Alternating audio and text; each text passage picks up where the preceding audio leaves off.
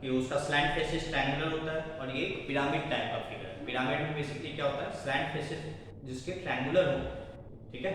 Pyramid क्या है, जिसके स्लैंट फेसेस ट्रायंगुलर होते हैं, that type of figure is basically known age pyramid, ठीक है, जिसके स्लैंट फेसेस ट्रायंगुलर होते हैं, ठीक है। तो टेट्राहेड्रन एक स्पेशल टाइप ऑफ फिगर था जिसका स्लैंट फेसेस तो ट्रायंगुलर है और बेस भी ट्रायंगुलर है, ठीक है। Then that type of figure is basically known as tetrahedron, ठीक है। तो उसका हमने सेंटर पर सेंटर आता है a plus B plus C plus D by 4 और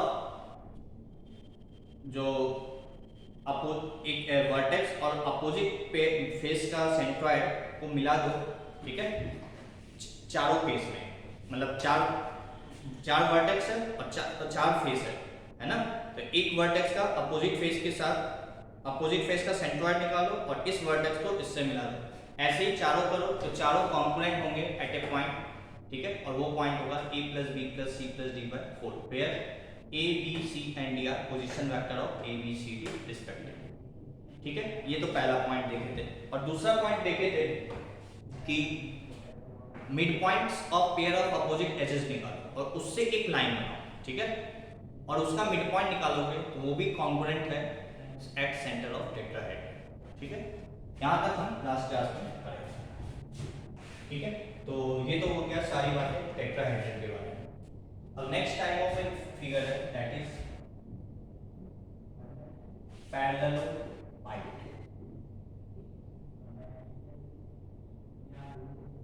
ठीक है। पैरेललोपाइड जैसे टेट्राहेड्रन के बारे में पढ़े वैसे ही इसके बारे में हम पढ़ेंगे, ठीक है।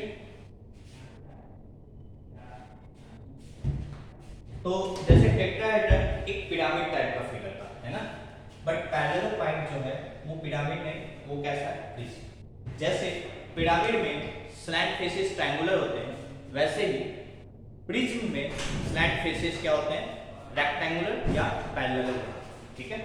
तो फर्स्ट पॉइंट यहीं से स्टार्ट करेंगे। इन प्रिज्म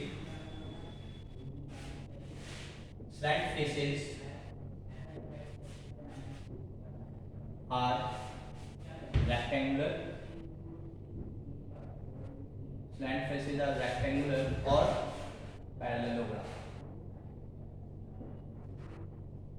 ठीक है।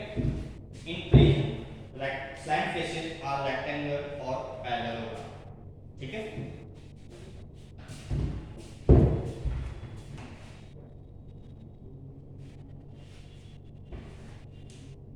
ठीक, नेक्स्ट पॉइंट टेट्राहेड्रन में तुम्हें याद होगा मैंने बोला था यदि उसका बेस भी यदि ट्रायंगुलर हो जाए तो वो टेट्राहेड्रन होता है ना। वैसे ही यदि बेस हम यहाँ पे एक पैरेललोग्राम ही ले लें, ठीक है, तो वो प्रिज्म क्या कहलाएगा, पैरेललोपाइड, ठीक है। तो नेक्स्ट पॉइंट लिखेंगे parallelepiped will be a prism, पैरेललोपाइड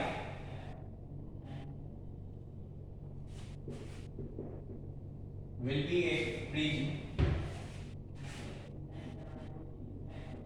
parallelopipe will be a prism with base as parallelogram, with base as parallelogram, ठीक है। तो बेसिकली ये फिगर तुमको थोड़ा सा क्यूबिकल टाइप का दिखेगा, कैसे, देखो बेस क्या होना चाहिए, पैरेललोग्राम होना चाहिए,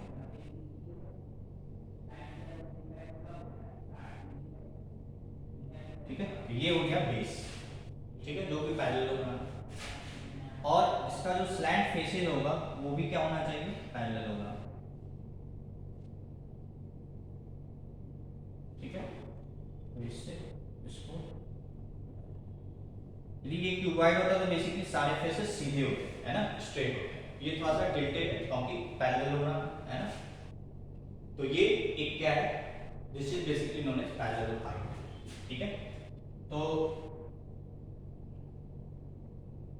जो नीचे वाला बेस है इसको मैं ए बी सी डी से डिनोट कर रहा हूं, और जो ये नीचे वाला फेस और ये ऊपर वाला फेस इसको मैं ई एफ जी एच से डिनोट कर रहा हूं, ठीक है।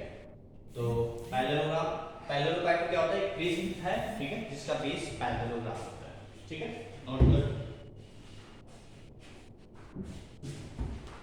Next point C, in parallelepiped, in parallelepiped, first point number of vertices, कितने वर्टिसेस हैं तो देखो वो तो दिख ही रहा है सबको, 4 ऊपर 4 नीचे 8। नंबर ऑफ फेसेस, फेस कितने हैं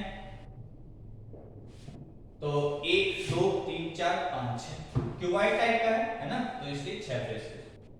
थर्ड नंबर ऑफ एजेस या साइड्स, कितने साइड है तो ये देखो, ये थोड़ा सा ध्यान से, 1 2 3 4, 4 ऊपर 5 6 7 8, 4 नीचे 8 और 9 10 11 12, जो 4 खड़े हैं।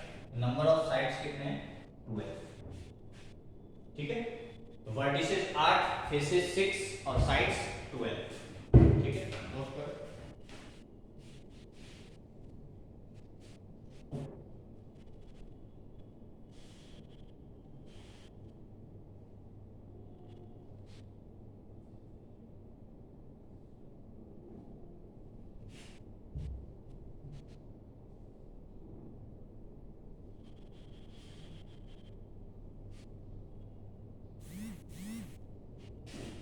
ठीक है, यहाँ पे एक दो टर्म और लिखेंगे, नंबर ऑफ मेन डायगोनल्स, ठीक है। डायगोनल्स, मेन डायगोनल्स क्या होते हैं कि ऊपर वाले कॉर्नर को, मतलब देखो ऐसे रूमीज तुम सोच सकते हो, ठीक है ना, सिर्फ फेसेस जो होंगे थोड़े से टिल्टेड हो, तो रूम मान लो तुम 1 2 3 4 कॉर्नर, ये 5 6 7 8, ये 8 कॉर्नर, ठीक है, ये तुम पैरेललोपाइड मान सकते हो, ठीक है, मतलब चीजें एनालाइज करने में। तो मेन डायगोनल क्या होता है कि उस कॉर्नर से इस कॉर्नर को मिला, ठीक है, उस कॉर्नर से इस कॉर्नर को मिला, उस कॉर्नर से नीचे वाले को मिला, एंड तो उससे उससे उससे इस कॉर्नर से नीचे वाले को, मतलब अपोजिट कॉर्नर्स को मिला है, ठीक है ना, फेस वाले अपोजिट नहीं, बॉडी वाले अपोजिट कह सकते हो, वो है तो इसका अपोजिट वो, ठीक है। तो नंबर ऑफ मेन डायगोनल्स या बेसिकली बॉडी डायगोनल्स कह सकते हो, ठीक है, मेन डायगोनल्स और बॉडी डायगोनल्स कितने होते हैं, कितने दिखे, 8 कॉर्नर, 10 ही होगा, 4, एक वहां से 2, एक वहां से 3, एक वहां से 4, तो नंबर ऑफ मेन डायगोनल्स कितने हैं 4, ठीक है। कौन कौन से होंगे तो यदि मैं यहाँ पे लिखूं ए के अपोजिट कौन सा है, ये जो मेन डायगोनल होंगे 4, दैट इज एजी, ठीक है, बी से बी एच, ठीक है ना, बी एच, सी से ई एंड डी से एफ, ये 4 मेन डायगोनल्स हैं, ठीक है। और फिफ्थ पॉइंट है नंबर ऑफ फेस डायगोनल्स,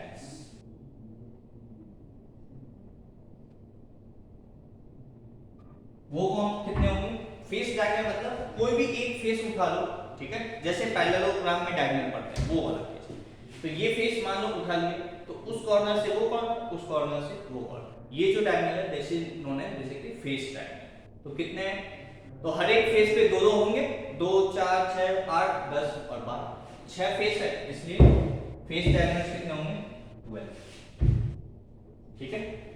जैसे यदि इस पेज पे देखें तो AC and BD, AC BD, ठीक है, इस पेज पे। ऊपर वाले पे देखोगे तो EG FH, EG FH, ऐसे ही सारे फेस पे लिखते जाओ। एक ये फेस है तो FC GB, FC GB, ठीक है। इस पेज पे देख लो ED HA, ठीक है। तो कौन सा फेस देखिए, नीचे ऊपर साइड, ये वाला ले लेते हैं EB FA, EB FA, ठीक है, और पीछे वाला CH and DG, CH and DG, ये सारे फेस डायगोनल्स, ठीक है। नंबर ऑफ फेस डायगोनल्स कितने हैं 12, ठीक है, तो नोट कर लो यहां पर। देखो जो भी थ्री डायमेंशनल फिगर होगा तुम्हें एनालाइज इमेजिन करना ही पड़ेगा, ठीक है ना, अदरवाइज समझना मुश्किल है, ठीक है। तो नोट कर लेना।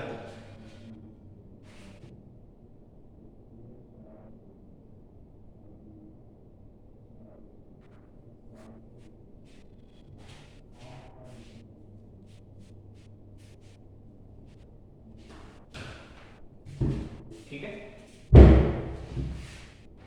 Next point,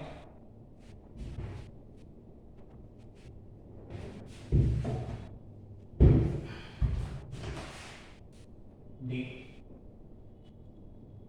to uniquely construct. देखो ये थ्री डायमेंशनल फिगर है ना, थ्री डायमेंशनल फिगर है ना, और क्या है, अच्छा पहले इसी में एक पॉइंट और लिख देता हूं मैं, 6 डाल दिया। ये जो तुमको faces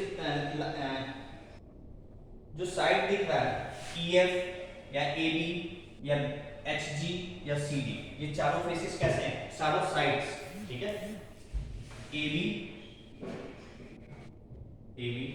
EF GH and CD, GH and CD, GH and CD, ये दोनों, ये चार जो साइड्स दिख रहे हैं, this AB EF GH and CD are parallel sides, कह सकते हैं पैरेलल, है ना, आर पैरेलल साइड्स, ठीक। इसी तरीके से नेक्स्ट, मतलब ये चार क्यूबाइड में क्यूब में देख सकते हो, ये वो पैरेलल, ऐसे ये एक अलग पेयर ऑफ पैरेलल साइड्स है। तो जो खड़े दिख रहे हैं तुमको बेसिकली AEDH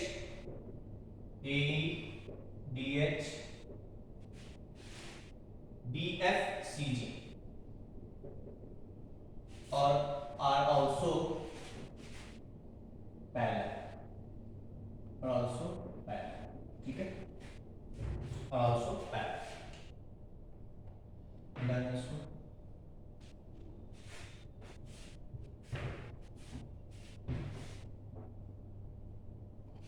ठीक है, अच्छा 8, यदि मैं पूछूं कि अपोजिट एजेस, यदि AE के अपोजिट एजेस पूछना है तो इसके अपोजिट वो वाला, मतलब AE के अपोजिट क्या होगा, CG, तो AE and CG are pair of opposite edges, ठीक है, 12 side 6 pair of opposite edges होंगे, है ना, ठीक है। यदि फेसेस की बात करें तो उसके अपोजिट ये, इसके अपोजिट ये, इसके अपोजिट ये, ठीक है। तो यदि ये भी लिखना है तो लिख लो ABCD एंड EFGH, यहाँ पे लिख लो 6 पेयर्स, 6 पेयर होंगे टोटल, 6 पेयर्स, बाकी 12 edges. ABCD and EFGH are pair of opposite faces, pair of opposite faces।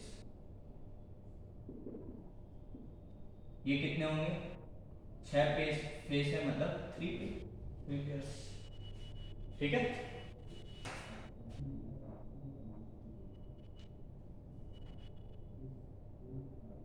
ठीक है,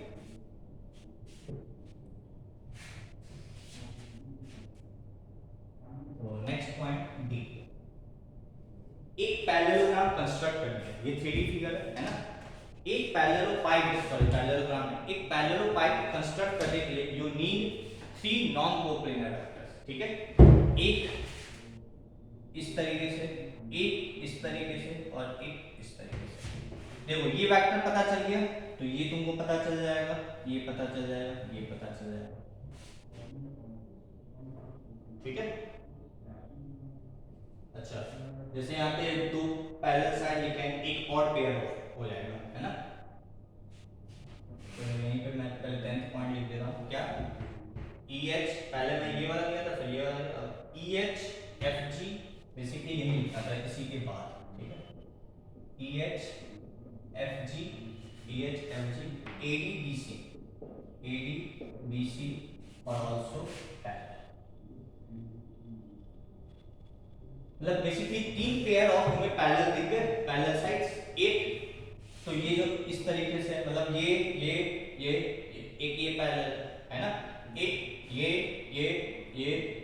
ये पैरेलल और एक खड़े वाले चारों पैरेलल, मतलब तीन तरीके का पैरेलल साइड्स दिख रहा है, ठीक है। इसका मतलब यदि मुझे तीन नॉन कोप्लेनर इस तरीके से पता चल जाए कि एक वेक्टर इसके अलोंग, एक वेक्टर इसके अलोंग और एक वेक्टर इसके अलोंग, तो मैं एक पैरेललोपाइड कंस्ट्रक्ट कर सकता हूं, ठीक है। क्या कैसे, ये पता है तो ये वेक्टर ये चारों पैरेलल, ये पता है तो ये पैरेलल ये पैरेलल ये पैरेलल ये पैरेलल, और ये पता है तो ये पैरेलल ये पैरेलल ये पैरेलल, ठीक है। तो इसी बात को हम यहाँ लिखेंगे डी डाल के, to uniquely construct a parallelepiped, एक यूनिक पैरेललोपाइड कंस्ट्रक्ट करने के लिए, to uniquely construct a parallelepiped we require three non-coplanar vectors. A parallelopied we require three कैसे वेक्टर, नॉन कोप्लेनर, कोप्लेनर होगा तब नहीं, ठीक है, three non coplanar vectors, parallelepiped we require three non coplanar vectors, note कर लो।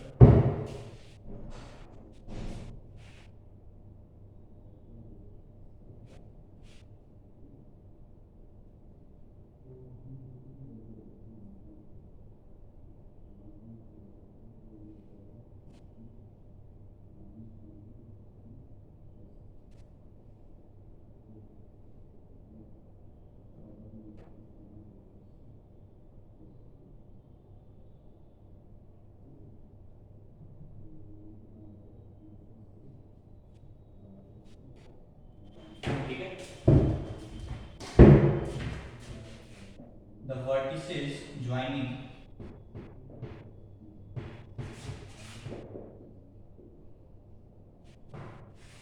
जो main diagonal को join कर रहा है, मतलब वो वर्टिसेस तो उसका इसके साथ, वर्टिसेस ज्वाइनिंग मेन डायगोनल्स,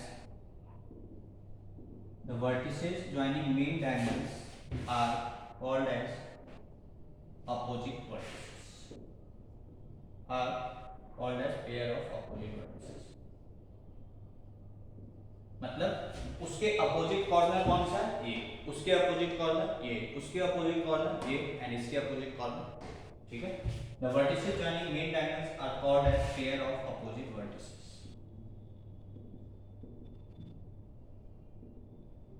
ठीक है, नोट कर लो।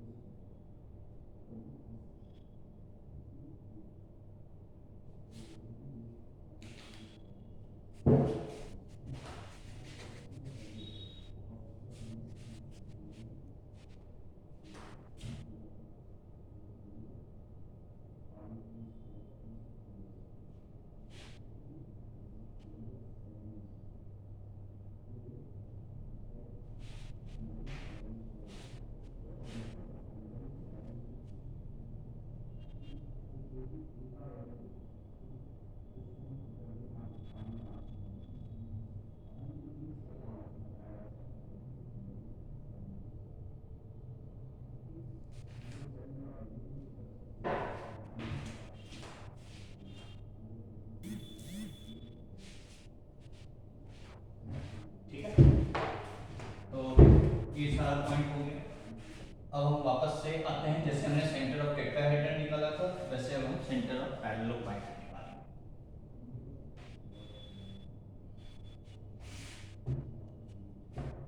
तो मैंने तुमको बोला नेक्स्ट पॉइंट जो भी है लिख देना, डी आई ई जो भी होगा, ठीक है।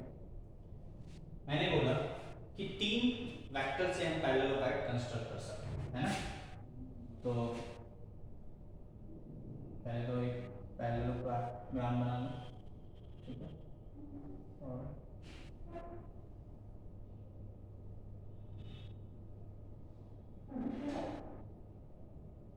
ठीक है,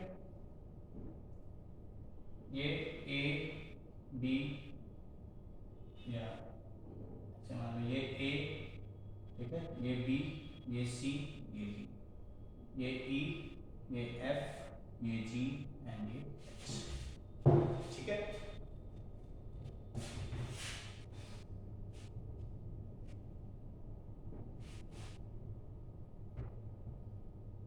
ए को मैं ऑरिजिन मान ले रहा हूँ, ठीक है।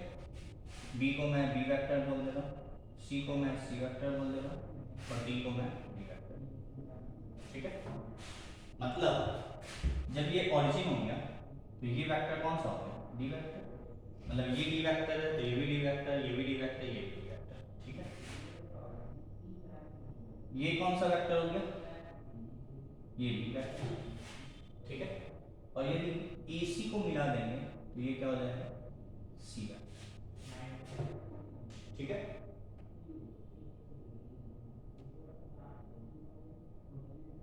ठीक है, अच्छा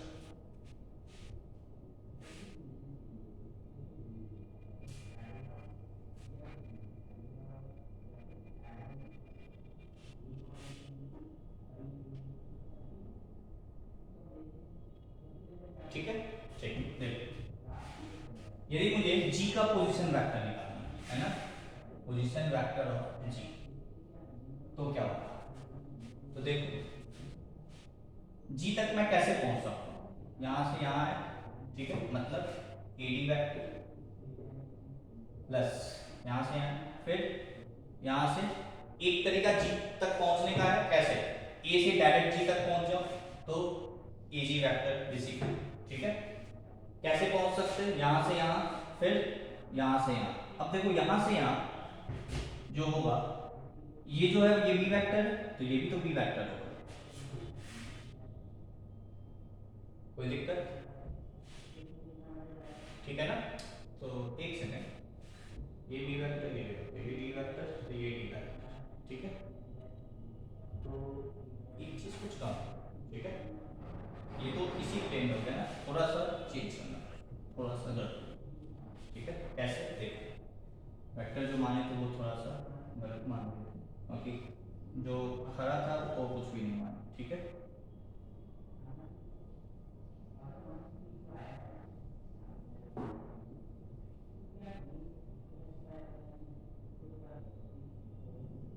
ठीक है, तो ये ए, ये बी, ठीक है। पीछे वाले फेस को ये ए, ये बी, है ना, एक सेकंड जो थोड़ा सा सिंपलीफिकेशन के लिए,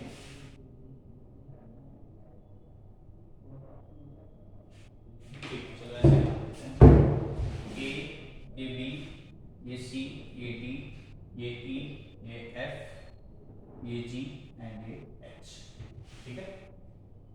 इसको ओरिजिन बोल दो, इसको बी वेक्टर बोल दो, इसको डी वेक्टर बोल दो,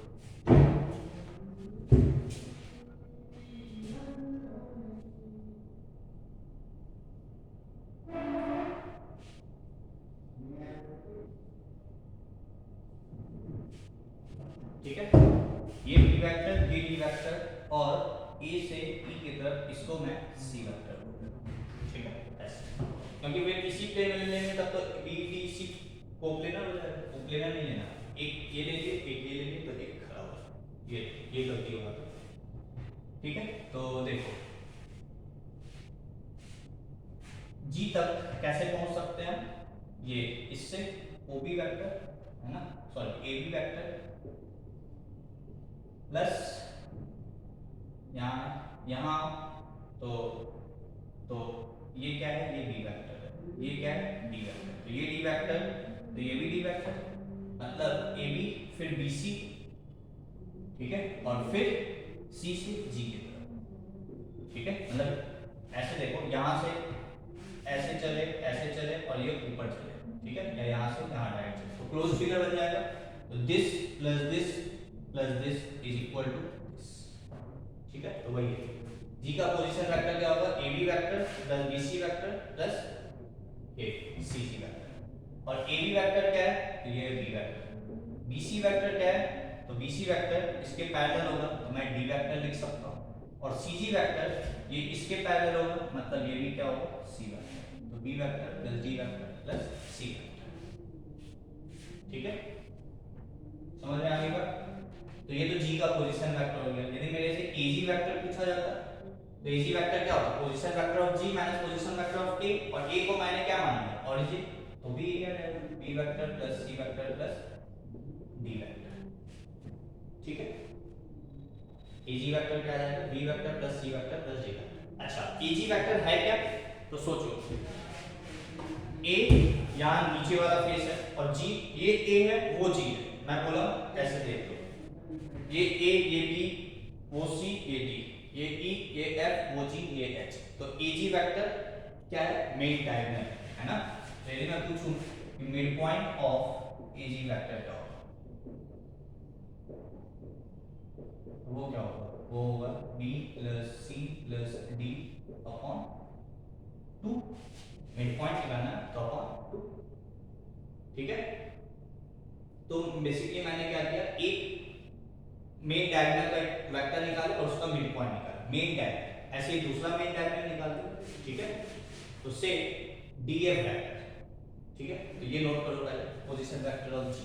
अब पोजीशन वेक्टर ऑफ एफ निकाल देते हैं, ठीक है।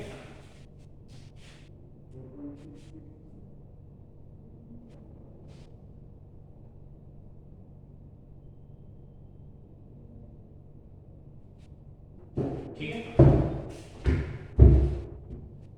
तो अब पोजीशन वेक्टर ऑफ से एफ, एफ का पोजीशन वेक्टर क्या होगा, तो देखो एफ तक तुम कैसे पहुंच सकते हो, यहां से ओरिजिन से, यहां से यहां पे है ना, मतलब ए बी वेक्टर और प्लस बी एफ वेक्टर, यहीं से पहुंच जाएंगे,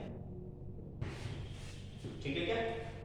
तो ये क्या है, ये तो है सी वेक्टर, तो ए बी वेक्टर क्या है, बी वेक्टर, और बी एफ वेक्टर क्या है, सी वेक्टर, ठीक है। ये क्या हो गया, ये हो गया पोजीशन वेक्टर ऑफ एफ, ठीक है क्या।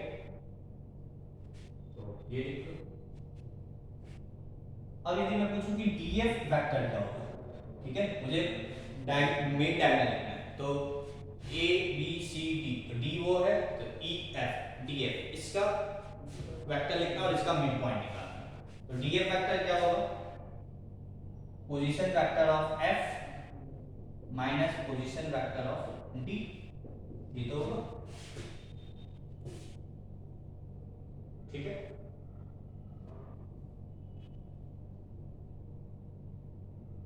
सही है ना,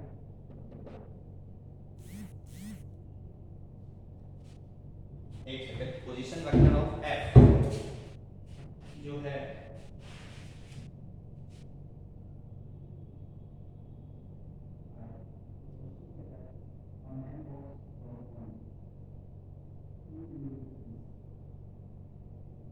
ठीक ठीक ठीक है, ये हो गया है ना, बी प्लस सी वेक्टर, ठीक है। मुझे डीएफ वेक्टर नहीं निकालना है, ठीक है, एक सेकंड,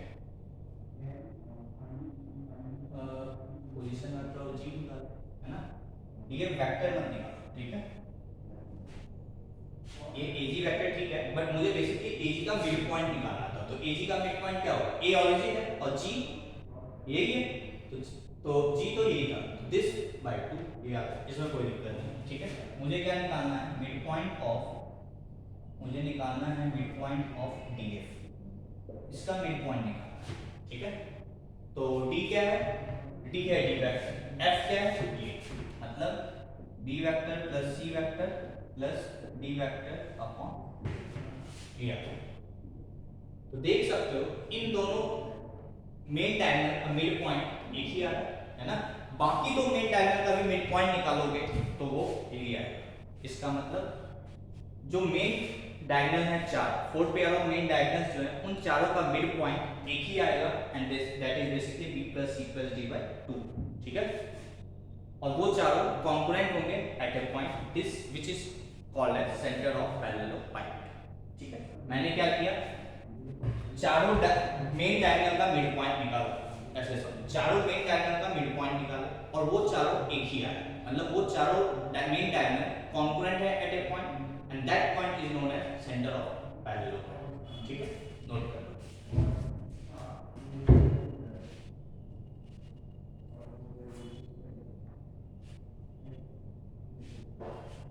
ठीक है, तो मिटा दे इसको, तो इसी बात को लैंग्वेज में लिख लेते हैं, ठीक, मिटा देते हैं इसको।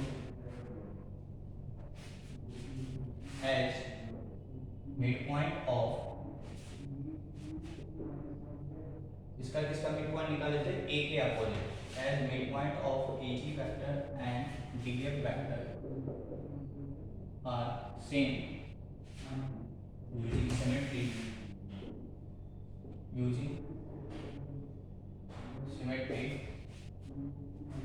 midpoint of other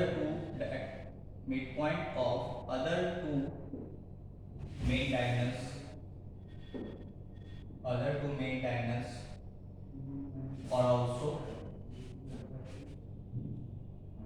and using symmetry midpoint of other two main diagonals are also congruent, main diagonals will also congruent at the same point, will also be congruent using symmetry midpoint of other two main diagonals will also be congruent at the same point,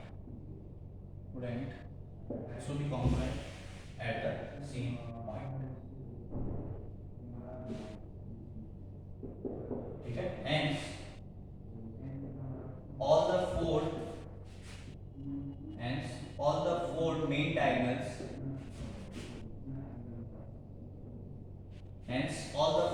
diagonals, intersect at a point, intersect या congruent at a point,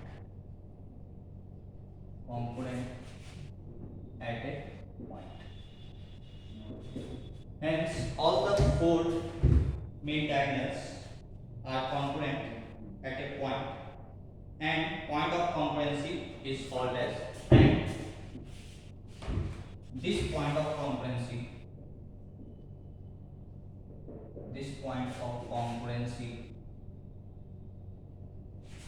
is called as, and this point of congruency is called as center of parallelogram.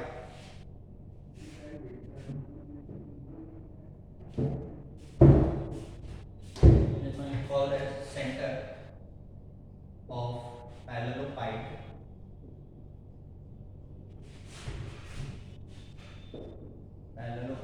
Called as center of parallelogram and is also bisected at this point, and is also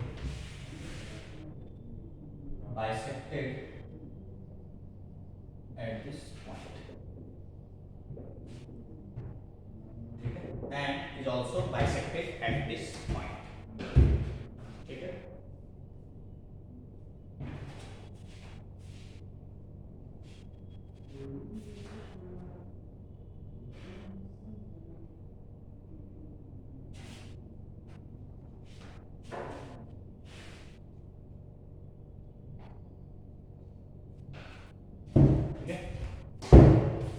तो ये तो हो गया main diagonals, है ना।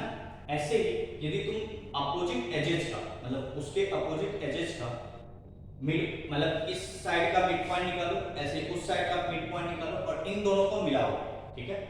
तो ये भी इंटरसेक्ट करेगा उसी सेंटर, ठीक है। जैसे टेट्राहेड्रन में होता था वैसे यहाँ भी होगा कि सेंटर ऑफ टेट्राहेड्रन आ गया था, उसके बाद अपोजिट एजेस का जो मिड पॉइंट से एक लाइन बनाओगे वो भी कॉन्ग्रुएंट होता है उसी सेंटर ऑफ टेट्राहेड्रन। तो सेम चीज यहाँ पे भी, ठीक है। तो इसके आगे लिखेंगे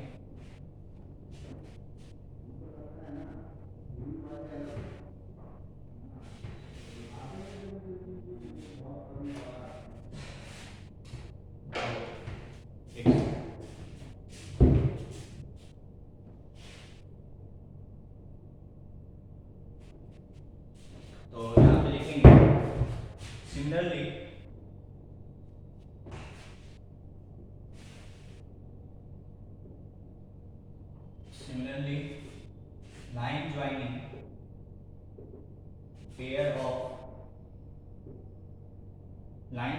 midpoints of pair of opposite edges, midpoints of pair of opposite edges.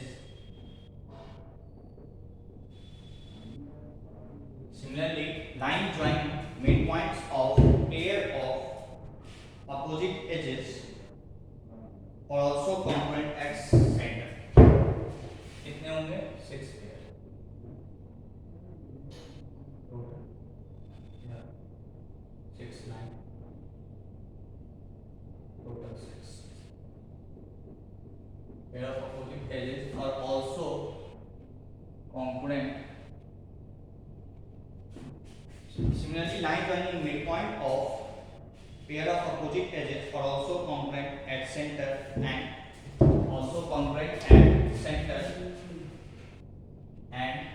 is bisected by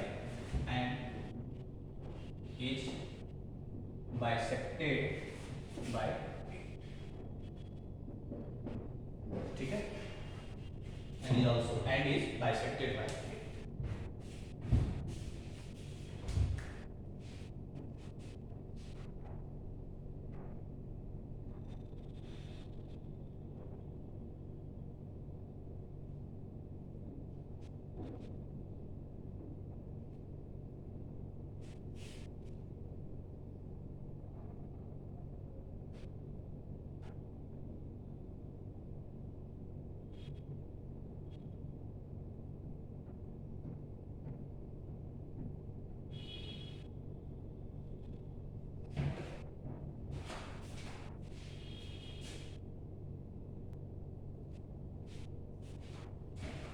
ठीक है।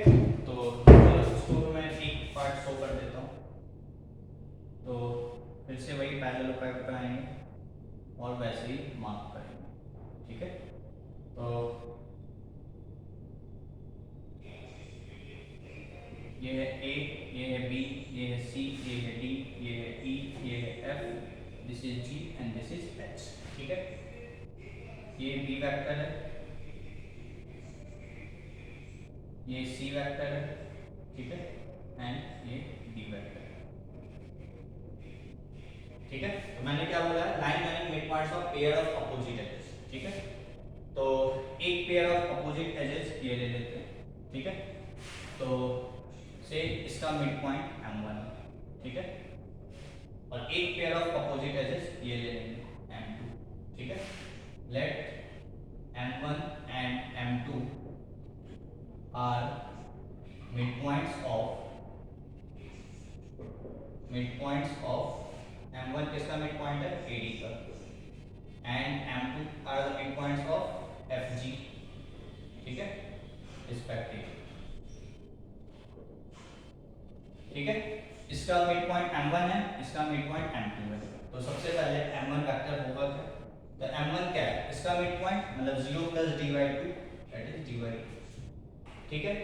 m2 क्या होगा, तो m2 के लिए तुम g निकाले थे, है ना, g क्या आया था, तो g आया था b plus c plus d vector, ठीक है। और f क्या आया था, f तुम्हें ध्यान होगा तो b vector plus c vector ये आया था f, ठीक है। तो m2 वेक्टर क्या होगा, है ना, m2 वेक्टर, m2 का पोजीशन वेक्टर क्या होगा, दिस प्लस दिस बाय 2, है ना, मतलब b plus c plus b plus c plus d by 2, तो क्या आ जाएगा, b plus c plus d by 2b 2c है, देखो 2b 2c, तो ये 2 से कैंसिल हो गया तो b प्लस c आ गया और d बाय 2 बच गया, ठीक है। तो ये m1 है। अब क्या करना है तुमको, इससे एक लाइन बनाना है ना, और उसका मिड पॉइंट निकालना है, ये कर दिया इसे, ठीक है। तो निकाल दो वो भी, क्या होगा, तो पहले m1, तो mid point of m1 m2 दोनों का पोजीशन वेक्टर पता चल गया है, तो mid point of m1 m2 क्या होगा,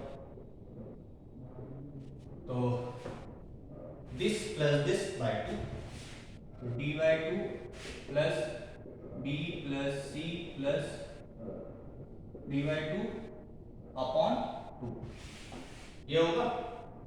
ठीक है, हटा दें इसको, अब इसका जरूरत नहीं।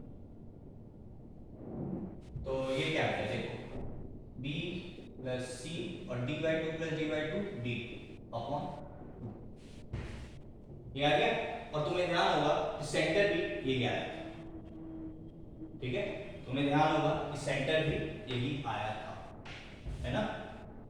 तो हो गया, हेंस यहां से हेंस सेंटर का कोऑर्डिनेट भी यही आएगा, mid point of opposite edges भी यही आएगा। Hence line joining midpoint of pair of opposite edges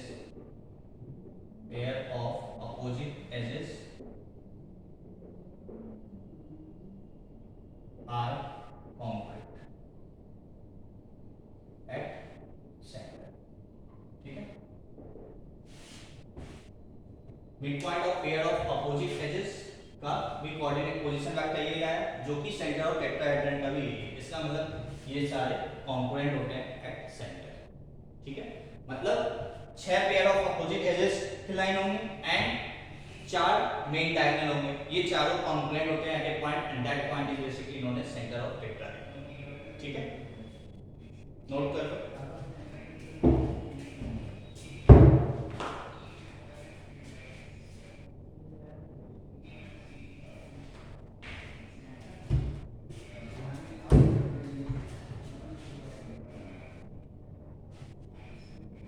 ठीक है यहाँ तक, तो आई होप ये भी पॉइंट तुम्हें क्लियर होगा, ठीक है। तो ठीक है, थैंक यू।